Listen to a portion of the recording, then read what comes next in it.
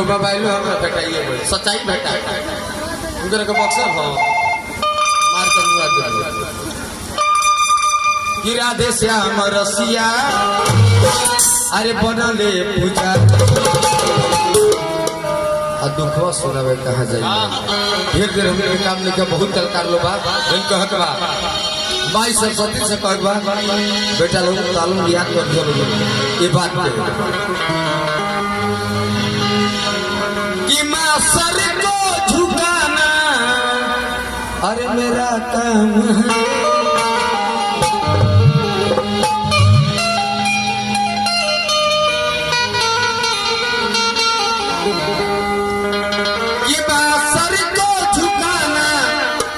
अरे मेरा काम है गिरते को उठाना तेरा काम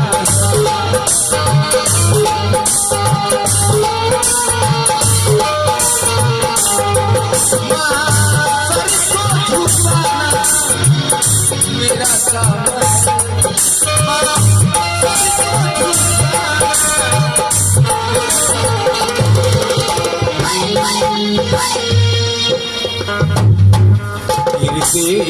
को तेरा काम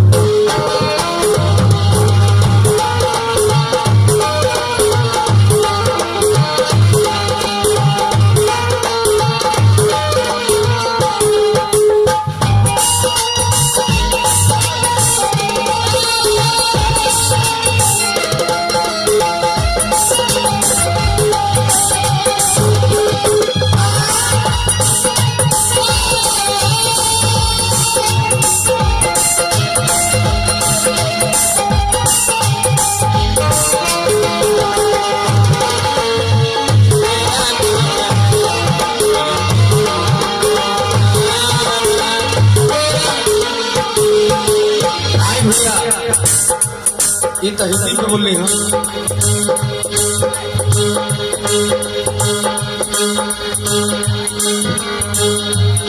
यही 50 रुपए में हतना पुरस्कार बोल रही हूँ सागर पेंटर बसंतपुर दिल्ली का पता अभिषेक हॉल के सामने शादी कार्ड छपवाने के लिए संपर्क करें proprietor Pramod ji mobile number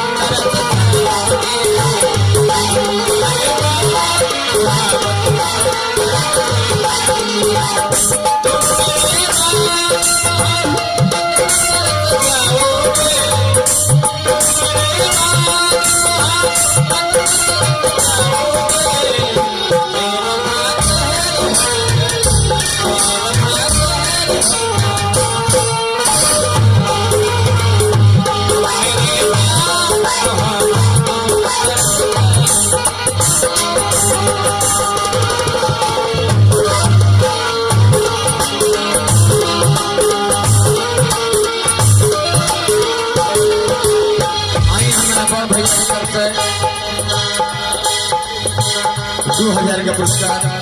हमरा नमस्कार रही इस समय केहू करेगा छोड़े बा बेकार ये फरमाइश रही लेकिन अब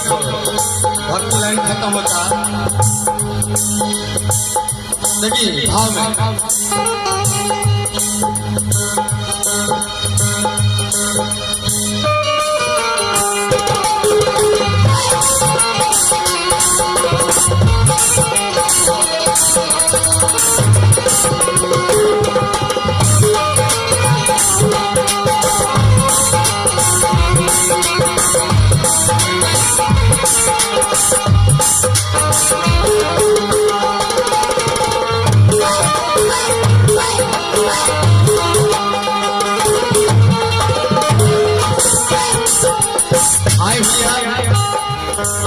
फिर 50 रुपया तारा ऊपर कर्जा चढ़ गई। सागर पेंटर बसंतपुर मिलने के पता अभिषेक हॉल के सामने शादी कार्ड संपर्क करें प्रोपराइटर प्रमोद जी। नंबर 9973594135। दूसरा नंबर 9973594135। बहुत बहुत धन्यवाद। हमारा दोस्तों नमस्कार।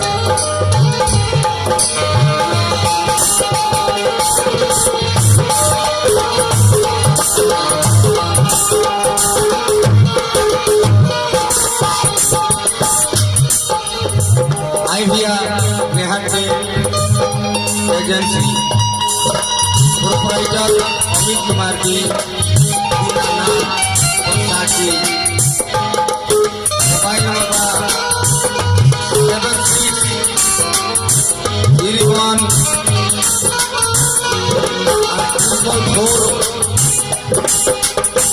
76314439। दूसरा नंबर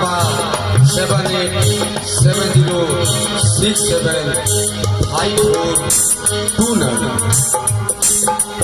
सबियाना पंडाल, कुर्सी, टेबुल, खटिया जैसे मतलब जौनपुर नंबर शादी ब्याह हमरा यहाँ से संपर्क करी। 10 रुपया कमो रही, 10 रुपया कमो रही। कहाँ बोलते जय हो रुदल भैया। देखिए भाई कितना में कितना प्रचार होता मोहम्मद होल के यहाँ कभी तो बानी 50 रुपये में ही कहानी होता, 100 रुपये में ही कहानी होता। लेकिन जो सरकार एक बात समझे यदि वाले की यहाँ पैसा ना रही तो वो यहाँ का सेवा करेंगे। लोग सेवा के गो मौका जरूर दे। नेहा के एजेंसी मोहम्मद।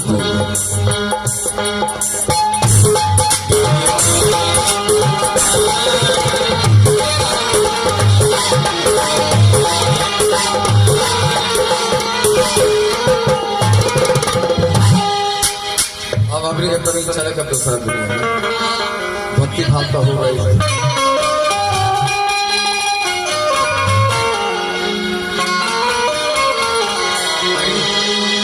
कहाँ बालू बोला ही लोग कहाँ बालू हथियार लो 4700 और माला पहना गले मानी लोग।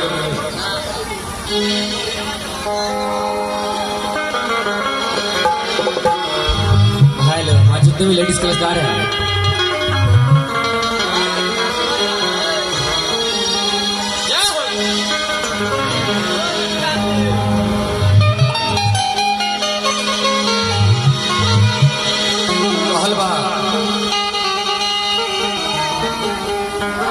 क्या बात है, वही बात है। और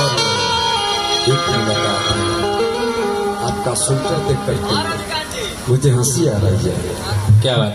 बस प्यार है इस सूत्र और मैं क्या कहूँ, अंधेरी रात है फिर भी राधी श्याम रसिया से मुलाकात है। खुदा हाफिज़।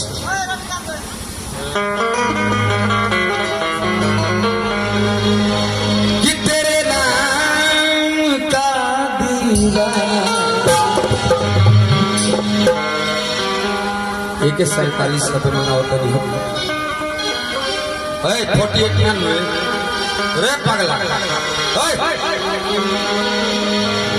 एक 47 में होता है तो 48 होता तो हम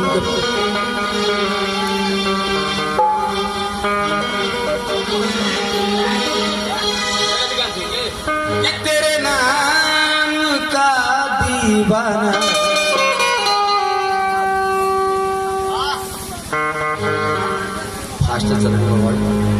कि तेरे नाम का दीवाना तेरे घर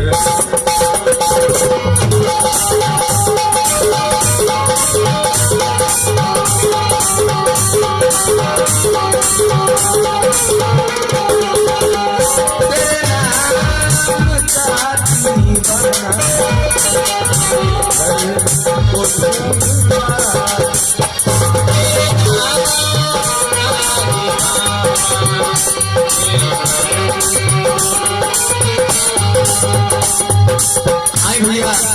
यही धुन पर हम एगो गीत गौले नहीं ढाई दिन में गीत रहे चेहरा के चांद कहीं चेहरा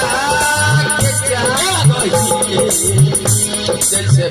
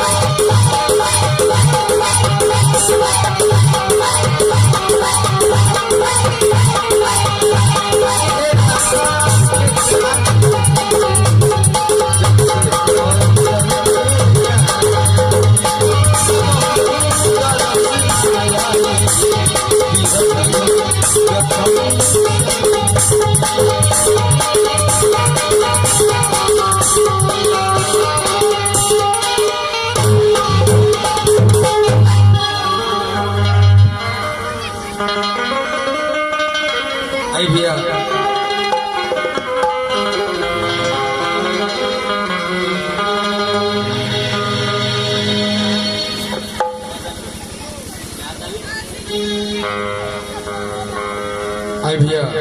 का नाम हो रहा पैसा दिया आई भैया चंदन कुमार जी की तरफ से बहुत बहुत पुरस्कार।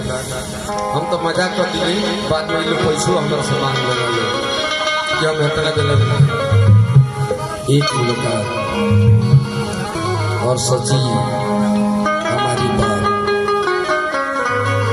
मगर चंदन कुमार जी इस चीज को जरूर सुनिएगा, आपका जो फरमाइश है मुझे खुश हो गया दिल। शायद आप जैसे श्रोता इस गीत को लाइक किया और पुरस्कार भी दिया और फरमाइश भी किया। एक घना राधे श्याम रसिया जी की आवाज में है, मैं उसको गीत को प्ले कर रहा हूँ।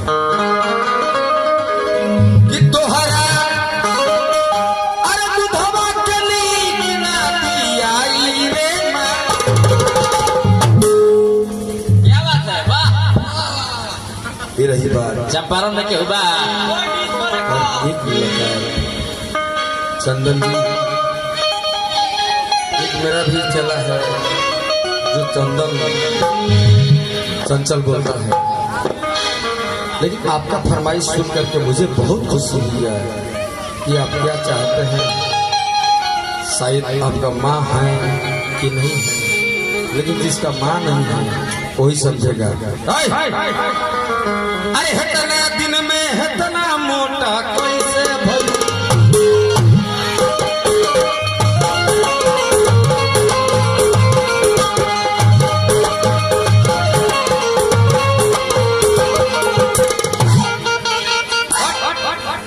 जवान से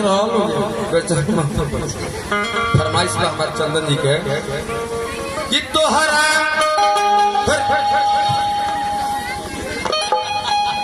अच्छा हमारे प्रेम कुमार जी की तरफ से सर पर पुरस्कार बा, लेकिन 1 रुपया बाकी लगे। बहुत गलत बात है, या तो 1 से 1 दी ना क्या रुपया दीजिए, 25 रुपया दीजिए। ध्यान दे कि तोहरा अरे दूधवा कभी ना दियाई रे, तोहरा समता से साथ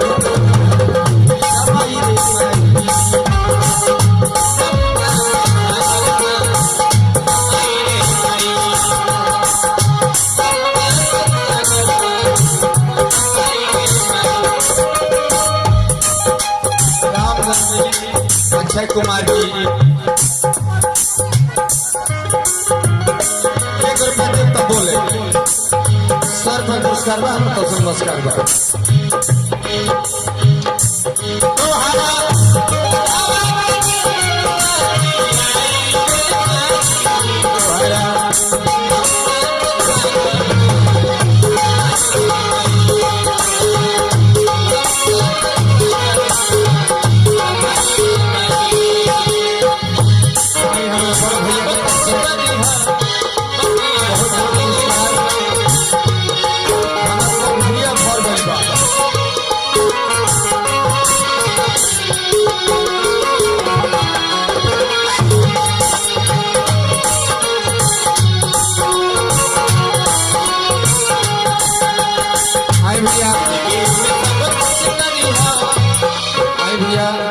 हमारे श्री चंदन जी के माता जी के तरफ से 100 रुपये पुरस्कार बा। वो माई के चरण छूके ये राधे श्याम रसिया की तरफ से नमस्कार बा। लेकिन 1 रुपया माई तारे का कर्जा छोड़ देता नहीं, जहाँ भी हुई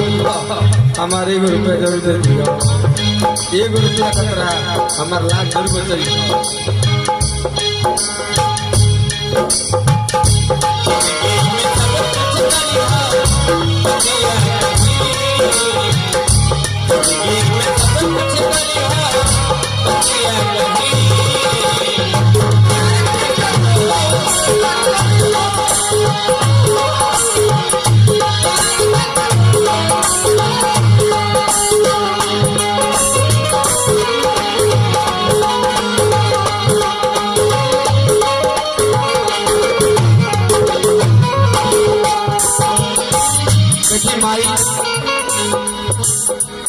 ये बेटा डाले हई चाहे हम पड़े फोटो खींचे तले ई जाले लेकिन बेटा बेटा हो बाबू ओए बेटा ये बेटा डाले क्या बात है? मायरे कहाँ बारे तुहे माई कहेले अरे हमारे बाबू अरे हमारे सुगवा ले सुगवा भले 10,000 का साड़ी पहने हुई लेकिन माई का मानेगी आज अब का बियाह हो जाला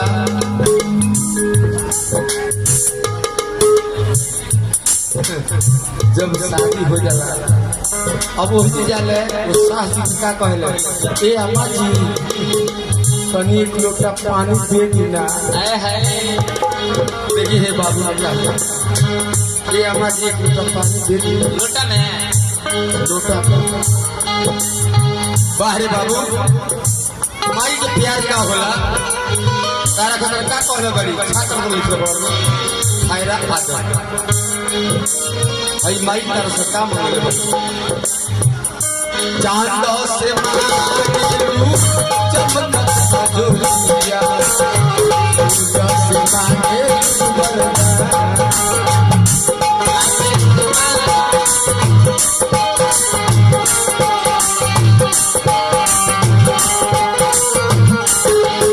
लागता के दिल्ली हो गई बता दी गाना सुनी लोगिन बहुत बहुत पुरस्कार आई हमारे पाके फूल हो गई बा ये लगा बैठी खींच ली हमारा बड़ भाई के तरफ से पुरस्कार ना छोट भाई के तरफ सर को पुरस्कार नमस्कार रही लेकिन दावा जाता नहीं हम का कर आज गरीबी दूर हो जाए देखिए भाव बाबा ये बेटा खतरा महतारी वो तो सामने बैठल बड़ी लेकिन क्या कहता है माई बुझल बोली अपना बेटा के बाद ये धरती पर भैया 3 गो महतारी एक जो सृष्टि कर ओकर महतारी एगो धरती पर बैठल बड़ी 2 महतारी एगो हमारा चौपट चमान राधे श्याम गिरवा लोग धरती पर आने का मौका मिल गई उनका आशीर्वाद मिल गई दोनों हालत में कितना शांति से देखो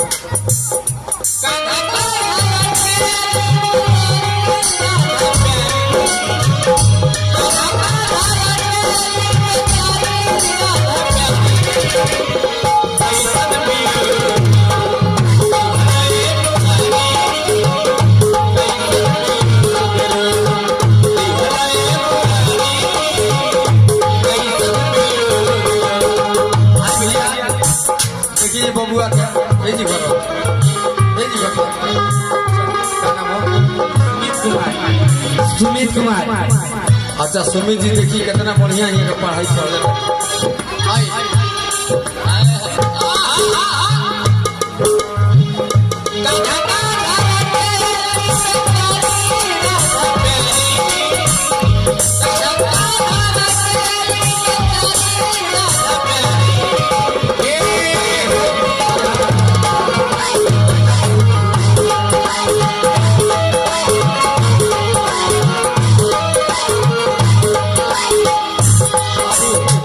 माई का कहतरी हमारा बड़ भाई के तरफ से पुरस्कार रघु नेटे पर पानी विदेश का टूर देखता हमारा ये हमारा भाई के तरफ से पुरस्कार हमारा तो से नमस्कार रही बाकी फूले हो गई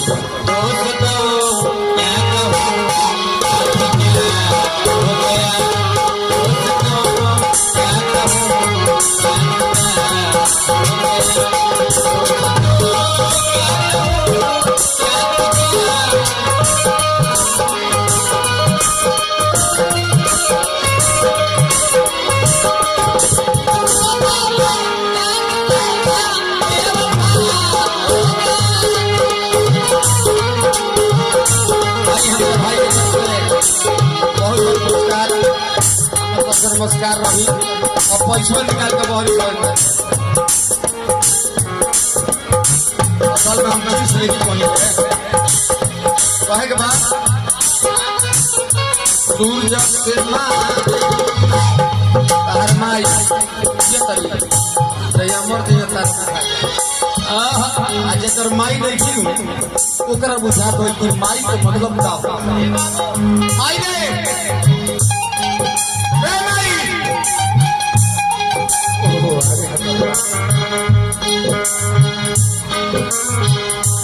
सूरज से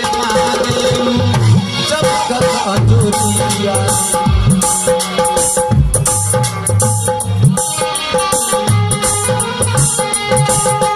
जाकर उल्टा काय बोले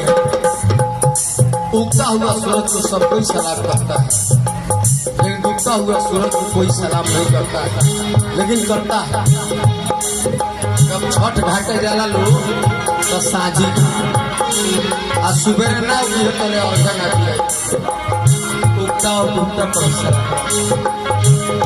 चांद से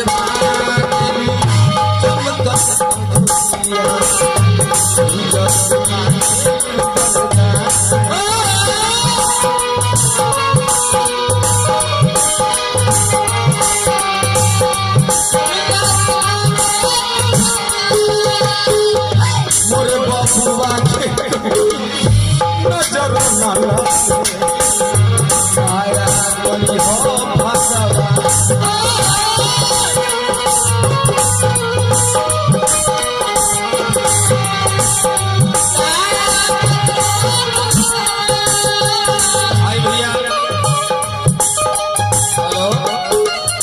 सागर पेंटर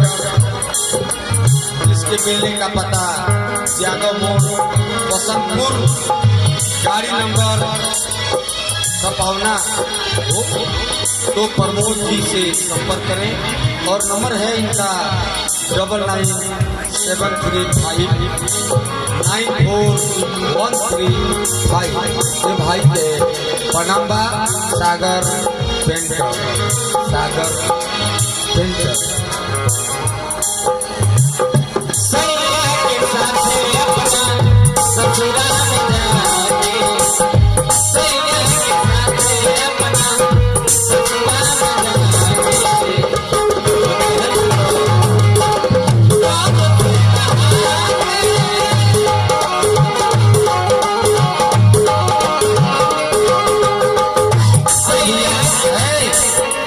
हमार बेंजू बादक एक म्यूजिक बजाता रहे ये कैसे हमार आज मन रात तक रिलीज हो जाए कही तनी क्या बात है ए भाई ओए माई के देखा दो माई आई सुनना पाको दवा माई आई पाको दवा तारे का बताओ तनी भी आगे ले बढ़ आई आई सुनना पाको दवाई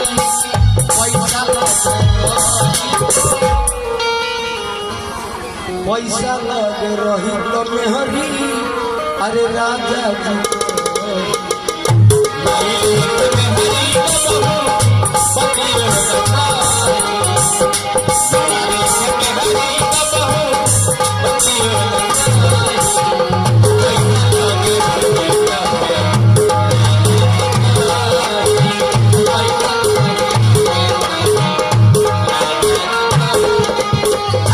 सुधरवा के नीति ना हो गई आ कुछ मित्र लोग बात जो सुनने के चाहता हमारे भाई भाई के गाना बहुत बेसब्री से किया गया भाई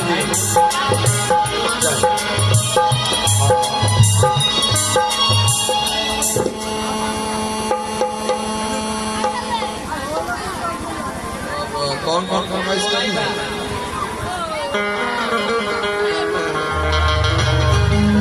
लेकिन हम समय गा देते हैं